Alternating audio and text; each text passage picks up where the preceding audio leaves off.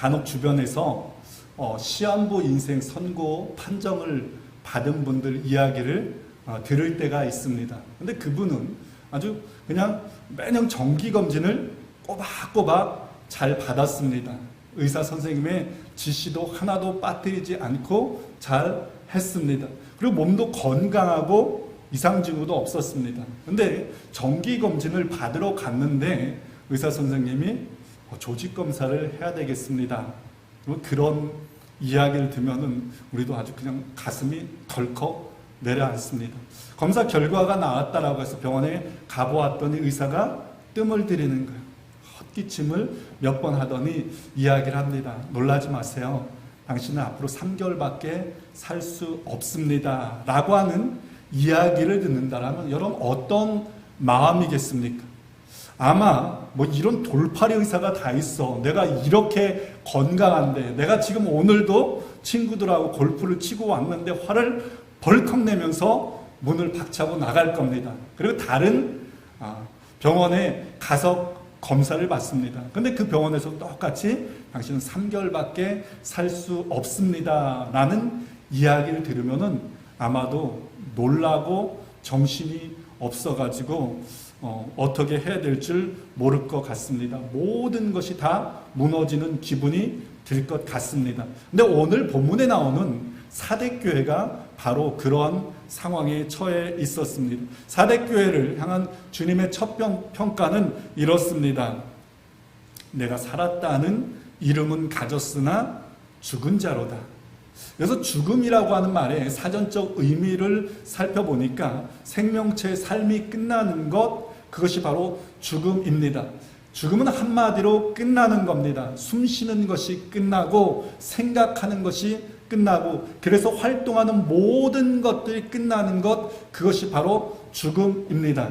근데 사대교회는요 사실은 정반대였습니다. 주님께서 이름은 가졌으나 라고 그렇게 평가를 하셨는데 여기서 이름이라고 하는 것을 영어로 살펴보면요 reputation이라고 하는 단어가 사용되었습니다. 그러니까 평판이라는 거예요. 명성이라는 의미입니다. 그러니까 사대교회는요 평판이 아주 좋은 교회였습니다. 교회 안에 여러 가지 활동들이 많이 있었습니다. 활기찬 교회였어요. 수련회다, 선교다, 바자회다, 봉사다, 찬양대회다, 날마다 으쌰으쌰하는 아주 활기가 넘치는 그런 교회였습니다. 근데 이러한 평가는 사대교회 스스로가 붙인 것이 아니라 주변에 있는 사람들이, 주변에 있는 다른 교회들이 붙여주었던 평판입니다. 그래서 저 교회 참 잘한다, 저 성도 참 잘한다, 저 교회 살아있다라고 하는 그런 칭찬이 자자했던 교회입니다. 그리고 불신자들도 나중에 내가 교회에 다니면은 저 교회에 꼭 다녀야지라고 이야기할 정도로 아주 그 칭찬이 자자했던 교회입니다. 그런데 주님께서 뭐라고 평가를 하십니까? 너가 죽은 자라고 말하고 있는 거예요. But you are dead. 아마 이 말을 들었을 때요 모든 사람들이 깜짝 놀랐을 겁니다. 아니 저 교회가, 저 사람이 죽은 자라고 하면 도대체 누가 살아있는 자라고 하는 말인가? 아마 이 소리를 들었을 때 사대교회도요 어안이 벙벙 했을 것 같습니다. 아니 주님 잘못 보셨어요. 저 사대교회입니다. 우리가 얼마나 열심히 헌신했는지 주님 잘 아시잖아요. 주님 우리가 예배당도 크게 잘 지었고요. 헌금도 얼마나 많이 했습니까? 선교도 많이 하고 봉사도 많이 하신 거 주님 아시잖아요. 주변의 칭찬이 자자한 거 주님 듣지 못했습니까? 착각했어요. 근데 여러분 이와 비슷한 일이요 마지막 심판날에도 있을 것이라고요 주님께서 말씀하셨습니다. 마지막 심판날에 수많은 사람들이요 주님에게 그렇게 말씀하신다는 거예요. 주님 착각하셨습니다. 제가 바로 주의 이름으로 선지자 노릇한 바로 그 사람입니다. 제가 바로 주의 이름으로 귀신을 내어 쫓았고요. 주의 이름으로 각종 기적들을 행했던 바로 그 사람입니다. 근데 주님께서 그들을 향해서 크고 분명하게 말씀하신다는 거예요. 내가 너희를 도무지 알지 못하는 자니 불법을 행하는 자들아 떠나라고 주님께서 말씀하신다라고 하셨습니다. 그러면서 그렇게 말씀하신 그 이유를 이렇게 말씀하세요.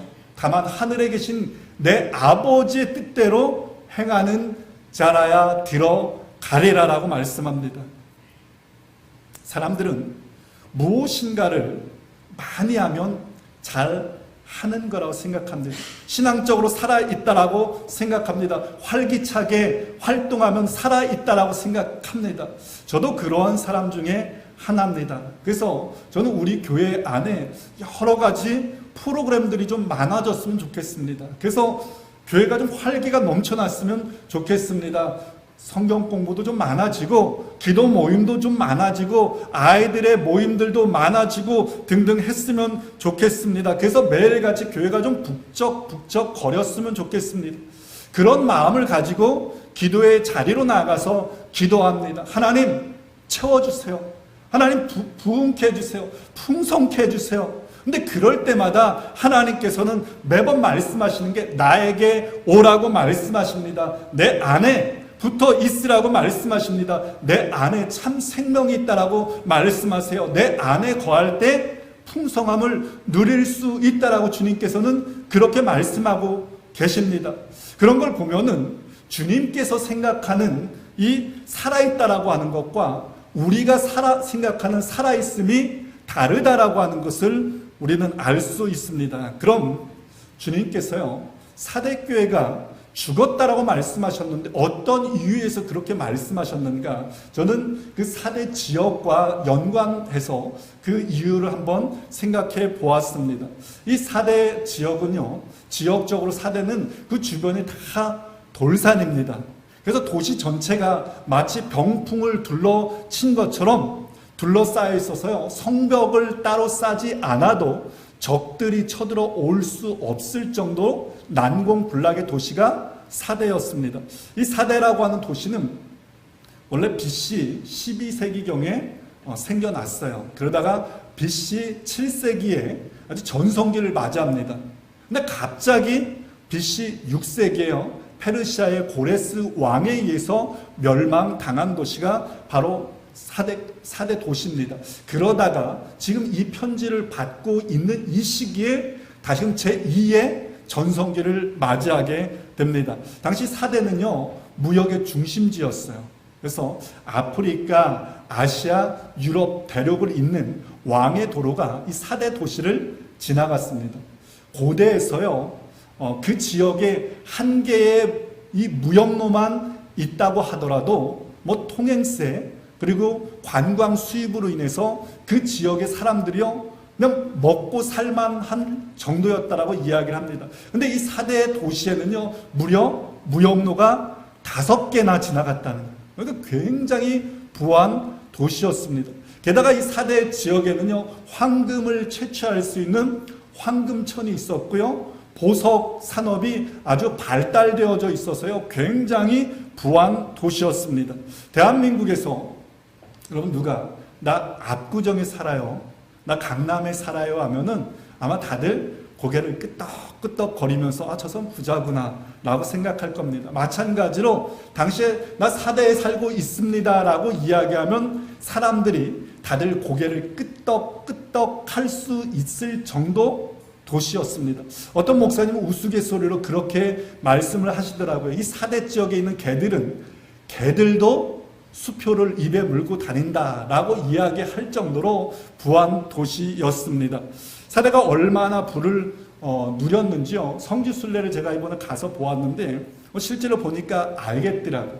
대부분의 소아시아 교회가 있었던 터에는요, 그냥 돌무더기들 몇 개 정도만 있었습니다. 그리고 그 돌무더기들도요, 화려함이 전혀 없었어요. 근데 사대 지역의 그 유물들은 보니까 그 크기가요, 굉장히 웅장합니다. 저 뒤에 서 있는 저 돌이요, 어마어마하게 큰 거예요. 제가 뭐 어른으로 해가지고 한 3번 정도 이렇게 둘러야지 될 정도로 어마어마한 기둥입니다. 근데 그 밑에 보면은 그 기둥들이요, 2000년 전이에요. 근데 거기에 조각 하나하나들이요, 굉장하게 화려하게 조각이 되어져 있습니다. 지금 이게 사대교회 강단인데요, 굉장히 잘 꾸며져 있었던 것을 보게 됩니다. 이 사대 지역의 유물들이 굉장히 크고 화려하고 어마어마하게 많고 지금도 계속적으로 발굴되어져 있습니다. 발굴되어져 나오고 있어요. 이 사대교회는 소아시아 7교회 중에서요, 예배당이 가장 큰 교회였습니다. 교회 건물도 아주 막 비싼 자재, 화려한 자재, 아름답게 크고 멋지게 지었습니다. 부안도시니까요, 성도들도 헌금도 많이 한 그런 교회였습니다. 근데 사대교회 특징이 하나 있어요. 박해가 전혀 없었다는 사실입니다. 앞에서 우리가 살펴보았던 다른 교회들은요, 박해들이 있었고 여러 문제들이 있었습니다. 황제 숭배를 강요받았어요. 우상신에게 절하는 것을 강요받았습니다. 상인 조합들의 핍박들이 있었고요. 유대인들의 핍박들이 있었어요. 그런데 그 핍박으로 인해서 그 교회들이 정신 못 차리게요, 하나님께서 흔들어 깨우셨던 겁니다. 그런데 사대교회는요, 부족한 것 하나 없이 모든 것이 풍요로웠어요. 모든 것이 잘 됐습니다. 괴롭히는 적들도 없었어요. 그러니까 평안했습니다. 게다가 모두가 잘한다 잘한다 칭찬했어요. 그랬더니 어떤 일이 벌어진 줄 아세요? 병들기 시작합니다. 왜요? 너무 잘 되니까요, 하나님의 뜻을 구할 필요가 없습니다. 하나님께 힘써서 간구할 이유가 없습니다. 하나님의 은혜 없이도요, 얼마든지 잘 살아갈 수 있는 거예요. 그로 인해서 그들은 점점 주님과 분리되어져 갔고, 그로 인해서 영적으로 병들어 죽어가는 상태 속에 놓여지게 되었던 겁니다.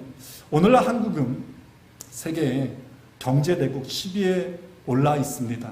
근데 저희 부모님 세대만 해도요, 한국은 세상에서 가장 못 사는 나라 중 하나였습니다. 그래서 우리 부모님 세대가 했었던 것은요, 붙잡을 수 있는 것은 하나님이었어요. 그래서 기도였습니다. 그래서 수요기도, 금요철야기도, 새벽기도, 금식기도, 기도.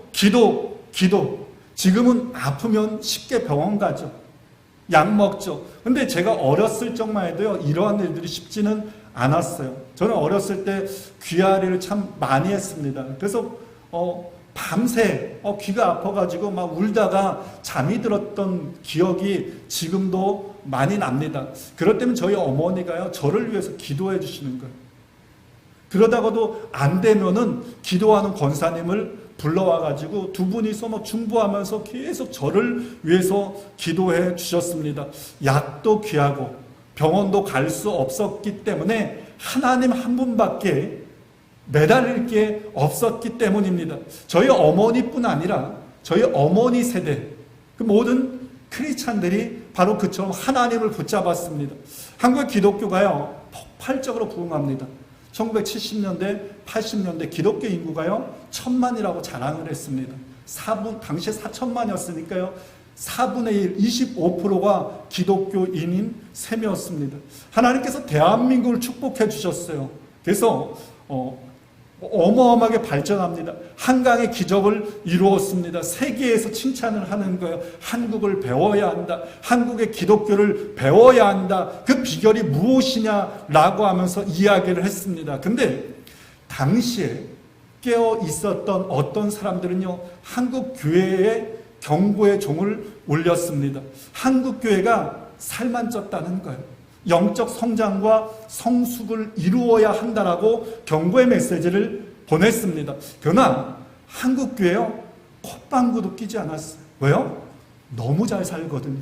교회 너무 부흥하거든요. 사람들이 다 인정하거든요. 그러니까 아니 무슨 소리 하고 있는 거야? 하나님이 우리를 이렇게 축복해 주시는데 우리가 이렇게 잘 살고 있는데 듣지 않았습니다. 그러고는 편안하다 그 자리에 주저앉아 있었습니다. 2023년도 작년이죠. 한국 갤럽 조사에서 발표한 것에 의하면 한국 기독교인이 15%입니다. 770만이라고 보도했어요. 그런데 그 중에서 교회 안 나가는 명목상 크리스찬, 가나안 성도가 29%입니다. 그러니까 5,300만에서요 550만이 크리스찬입니다. 겨우 10% 넘는 정수치입니다. 부함과 편안함에 젖어 있는 사이에 한국 교회가요 이렇게 죽어가고 있었던 거예요. 그럼 여러분 오늘 나는 어떻습니까? 오늘 여러분들은 어떻습니까? 너무 모든 일이 잘 되고 있습니까? 형통합니까? 자녀도 잘 되고 가정도 잘 되고 사업도 잘 되고 기도하지 않는데도 모든 일들이 척척 잘 진행되어집니까? 너무 편안합니까? 사람들이 잘한다라고 칭찬하고 있습니까? 저는 여러분들 위에 형통의 은총이 넘쳐나기를 축원을 드립니다. 그러나 형통보다 사람의 칭찬보다 중요한 것은 내가 오늘 주님과 잘 연결되어져 있는가 그것 점검할 수 있기 바랍니다. 성도가 여러분 날마다 주님으로부터 새로운 생명을 공급받지 못하면 그는 더 이상 성도가 아닙니다. 종교인일 수밖에 없습니다. 여러분 종교인은 생명력이 없습니다. 바라기는 환경이나 사람의 평가가 아니라 내가 지금 주님 앞에 잘 붙어 있는가 그것 점검하고 그것으로 인해 기뻐할 수 있기 바랍니다. 그로 인해서 주님 안에서 살아있는 생명력 있는 성도들 되어질 수 있기를 주님의 이름으로 간절히 축원을 드립니다. 영적으로 죽어가고 있는 사대교회를 향한 주님의 처방전은 깨어나라입니다. 너는 일깨어. 그래서 일깨어라고 하는 이 말을 영어로 보면 wake up입니다. 죽어가고 있는 그 교회를 주님께서요 안타깝게 흔들어 깨우고 있는 겁니다. wake up, wake up, 일어나라, 깨어나라. 성경에 보니까 하나님께서요 그 백성들을 깨우시는 장면이 여러 군데 나옵니다. 야곱은 외삼촌 라반의 집에서 떠나서 고향으로 돌아갑니다. 근데 하나님과 약속의 장소인 베델로 가지 않고 세겜에 가서 머물러 살아갑니다. 근데 그때 그의 딸 디나가 강간당하는 사건이 벌어지고 그것을 분노한 그의 아들들이 세겜 족속을 복수해서 살해하는 그 사건이 끔찍한 일이 벌어집니다. 그로 인해서 야곱이 두려움 가운데 떨고 있었습니다. 그때 하나님께서요 야곱을 흔들어 깨우셨던 거예요. 너는 일어나라는 거예요. 일어나서 깨어나서 베델로 올라가라고 말씀하셨습니다. 죽은 회당장의 딸에게 주님께서 말씀합니다. 달리다 쿰 소녀야 일어나라 죽음의 자리에서 일어나라라고 말씀하셨습니다. 마찬가지로 주님께서요 죽어가고 있는 사대교회를 흔들어 깨우셨던 겁니다. 일어나라 깨어나라. 여러분 주님께서요 흔들어 깨움이 은혜임을 기억하시기 바랍니다. 포기하지 아니하시고 주님께서 여전히 사랑하심의 증거이기 때문입니다. 여러분 주님께서 흔들어 깨움은 그의 백성을 사명을 위한 일에 초대하는 초청장과 같은 것입니다. 사사시대 때 한나라고 하는 여인이 있었어요. 그녀는 남편의 사랑을 독차지합니다. 근데 그녀에게 부족한 것이 하나 있었어요. 뭐예요? 아이를 낳지 못하는 겁니다. 애 낳지 못하는 것도 마음이 아픈데 매일같이 그녀를 괴롭히는 분인나라고 하는 첩이 있었습니다. 분인나가 매일같이 한나의 속을요 그냥 뒤집어 놓았습니다. 분인나 때문에 아마 처음에 한나는 그렇게 하나님 앞 생각했을 것 같습니다. 하나님 애 낳지 못하는 것 너무 힘든데 왜 내 인생에 저 분인나 같은 사람을 놓아가지고 나를 이렇게 힘들게 합니까? 하나님 분인나 좀 치워주십시오. 내가 그러면 좀 살 수 있겠습니다. 라고 생각을 했을 겁니다. 근데 분인나의 괴롭힘이요 점점 심해집니다. 견딜 수 없습니다. 그래서 한나가 한 것이 무엇인 줄 아세요? 한나가 비로소 성전에 올라갑니다. 하나님 분인나를 통해서요 한나를 일으켜 세웠던 걸 깨우셨던 겁니다. Wake up, 일어나라. 한나는 분인나로 인해서 성전에 올라갑니다. 하나님께 기도합니다. 하나님과의 마음이 통해요. 그래가지고 하나님 옆에 서원의 기도를 합니다. 하나님 나에게 아이를 주시면은 그 아이를 하나님의 일을 위한 일에 사용하겠습니다. 그래서 태어난 아이가 누굽니까? 우리가 너무나 잘 알고 있는 어두운 사사시대의 이스라엘 민족을 하나님 앞에 바로 세우는 사무엘 선지자가 탄생할 수 있었습니다. 근데 여러분, 놀라운 사실은요, 분인나는 그 이후로 성경에 한 번도 등장하지 않습니다. 한나의 인생에서요, 완전히 사라져버리게 되었습니다. 하나님은 한나를 흔들어 깨우기 위해서 분인나를 사용하셨던 것입니다. 분인나를 통해서 한나를 겸손케 하셨어요. 기도하게 하셨습니다. 그리고 이스라엘을 살리는 위대한 일에 그녀를 초청했고요, 그녀를 들어서 사용하셨던 것입니다.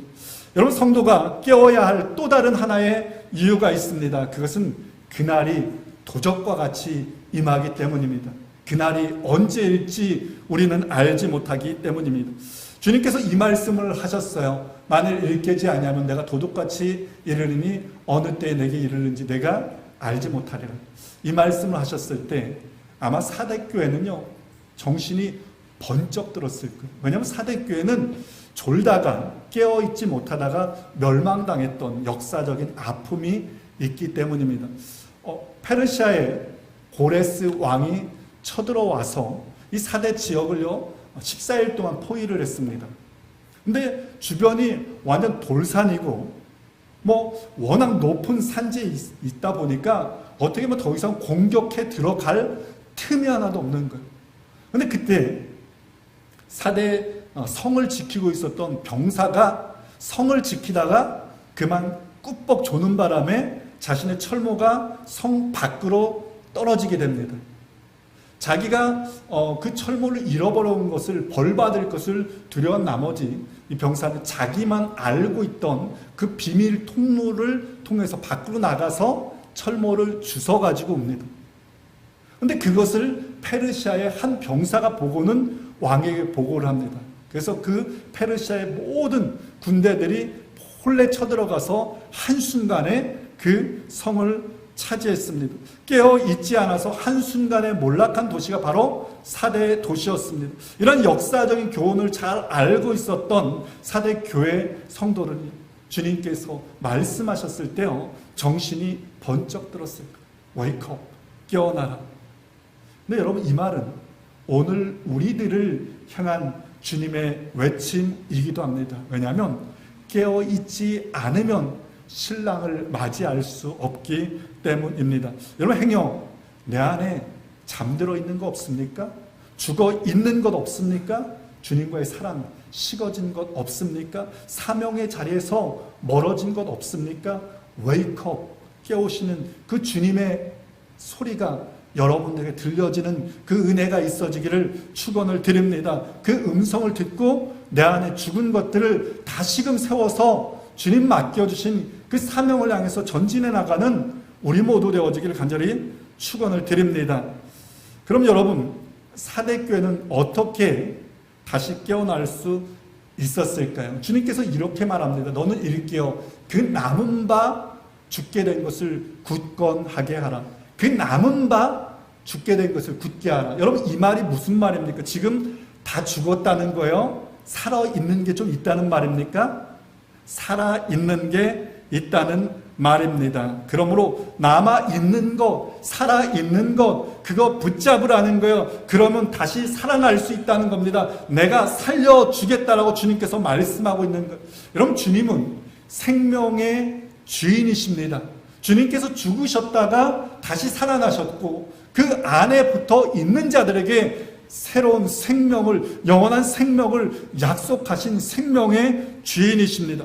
세상의 사람들은요, 아무리 유능한 의사라 하더라도 3개월밖에 살 수 없습니다. 사망 선고는 할 수 있습니다. 그러나 죽은 자를 살릴 수는 없습니다. 그래서 환자들이요, 눈물로 애걸복걸하면서 제발 살려주세요, 살려주세요 애원을 해도요, 고개 푹 숙이면서 죄송합니다 라고 할 수밖에 없습니다. 여러분, 이게 인간의 한계입니다. 인생은 죽은 것을 되살릴 수 없습니다. 그러나 주님은 죽은 것도 되살릴 수 있는 능력의 주님이십니다.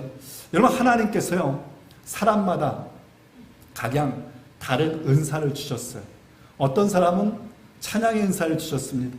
어떤 사람은 기도의 은사를 주셨어요. 어떤 사람은 말씀의 은사, 어떤 사람은 봉사의 은사를 주셨습니다. 은사를 주심은 살리기 위함입니다. 성도를 살리고 교회를 살리기 위함입니다. 근데 여러분 그뿐이 아니더라고요. 바로 자기 자신을 살리기 위해서 하나님께서요 우리에게 그 은사를 주십니다. 목회하면서 보니까 사람들은요 자신의 은사를 발휘하는 그 자리에 있을 때 본인이 살아나더라고요. 몸은 힘들 수 있습니다. 그러나 그 은사를 발휘할 때요 자신의 영이 살아나는 거예요. 그래서 기쁨으로 그 일을 감당해 나갈 수 있는 겁니다. 찬양의 은사가 있는 사람들 보니까 찬양의 자리에 서야지만이 살아나더라고요. 다른 사람들 살려낼 뿐만 아니라 그 자리에 있어야지만이 자기의 영들도 살아나더라고요. 그런 분들이 찬양을 그치면 어떻게 되겠습니까? 그의 영이 죽을 수밖에 없습니다. 여러분 기도하는 사람 기도의 자리에 있어야 합니다. 기도로 다른 사람의 영혼을 살릴 뿐 아니라 자기의 영혼까지 살아낼 수 있는 겁니다. 그 사람에게 기도의 자리가 바로 생명입니다. 우리 윤서영 원사님께서 장로님께서 돌아가셨을 때 갑자기 돌아가셨을 때 너무 힘들어 하셨어요. 그래서 목사님 너무 힘들어요. 종종 그렇게 말씀하셨습니다. 근데 어느 날 보니까 얼굴이 환해진 거예요. 웃음꽃이 날마다 피어 있고요. 생기가 넘쳐나는 거예요. 아니 그래서 어떻게 된 일인가 보았더니 답은 성경에 있더라고요.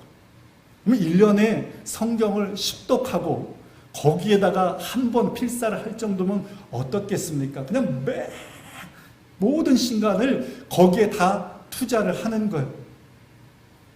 권사님을 보면서 제가 깨달은 것이 있었습니다. 권사님에게 성경이 생명이구나. 성경이 권사님을 살렸구나. 살리는 힘이었구나라고 하는 것을 깨닫게 되었습니다. 오늘 여러분들에게 주신 은사가 무엇인지 그것 점검해 볼 수 있기 바랍니다. 행여 오늘 여러분들 그 자리에서 떨어진 것 없습니까?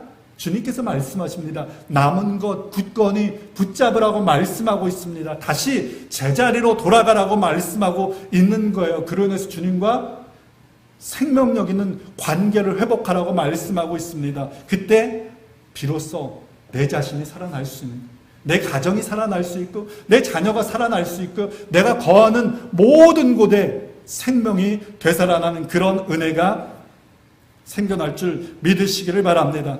끝까지 남은 자들에게 주시는 축복이 있습니다.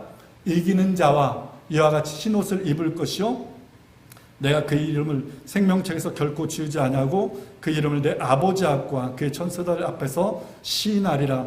귀 있는 자는 성령이 교회들에게 하시는 말씀을 들을지어다. 마지막 심판날에 섰을 때 끝까지 잘 싸운 성도들에게 주님께서 달려오신다는 거예요. 그래서 그들의 이름을 불러주신다라고 약속하고 있습니다. 하나님 아버지 앞에서요 우리를 시인하신다는 거예요. 아버지, 내가 이 사람 알아요. 이 사람이 나를 위해서 끝까지 믿음을 지키고 순결하게 산 것 내가 알아요. 시인하신다는 거예요. 그리고 그 이름을 영원히 지워지지 않는 생명책에 기록하실 것을 약속하고 있습니다. 그럼 시대가 참으로 어둡습니다. 그리고 시대는 점점 더 어두워 갈 것입니다. 그래야 주님이 오시기 때문입니다. 그 어두운 시대에도 그 옷을 더럽히지 않고 끝까지 남는 몇 명의 사람이 바로 여러분들이 될 수 있기를 축원을 드립니다. 그로 인해서 그 영광의 날에 여러분들의 이름이 불려지고 여러분들의 이름이 생명책에 영원히 기록되는 은혜가 있어지기를 부탁을 드립니다. 그 영광의 날을 바라보며 날마다 정결한 그리스도의 신부로 살아가기 위해서 애쓰는 우리 모두 되어지기를 주님의 이름으로 간절히 축원을 드립니다.